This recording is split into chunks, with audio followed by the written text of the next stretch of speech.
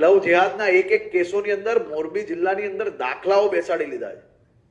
એક પછી એક જિલ્લાના ખૂને ખૂનેથી ટપોરીઓ કોઈ ક્યારેય રોડ પર ના બેસી શકે એ પ્રકારના પગલા ભર્યા છે ને હજી બી ભરવા જોઈએ. કારણ કે આપણો જિલ્લો એ ગુજરાતનું હાર્ટ છે.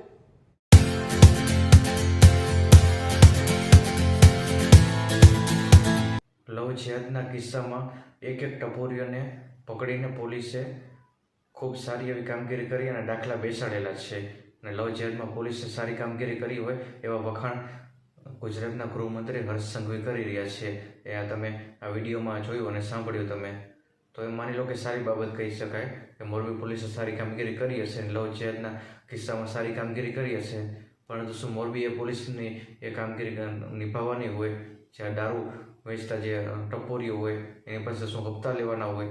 એ સામાન્ય માણસ હોય જે રોજનું કમાતો હોય, રોજનું ખાતો હોય, એવા માણસની પાસે પણ તમે પાવતી ફાડતા હોય, કંઈક ગુનો કર્યો હોય તો એની પાસે તમે દંડ ઉઘરાવો છો. જ્યારે એ નેતા હોય, નેતા તો બિંદાસ રીતે ફરતા હોય, ત્યાં તો પોલીસ કંઈ કરી શકતી નથી. ત્યાં તો એના મોઢા સિવાઈ જતા હોય, ત્યાં તો એને તમે પગ પાછા પડતા હોય છે. ત્યારે પોલીસ ક્યાં જાય છે? ત્યારે આ જ પોલીસ હોય છે જે ગૃહમંત્રી જેના વખાણ કરે છે, ને આ પોલીસ ત્યાં કંઈ કરી શકતી નથી, ત્યાં લાચાર બની જાય છે.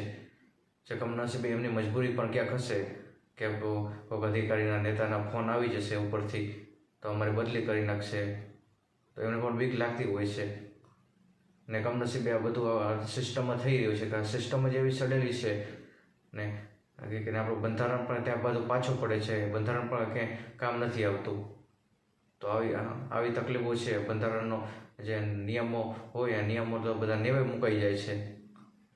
તો આ કમનસીબે આપણી આ દેશની અને રાજ્યની આવી સિસ્ટમો ચાલી રહી છે ને એમાં બધા સામાન્ય માણસો બધા પીસાઈ રહ્યા છે. નમસ્કાર.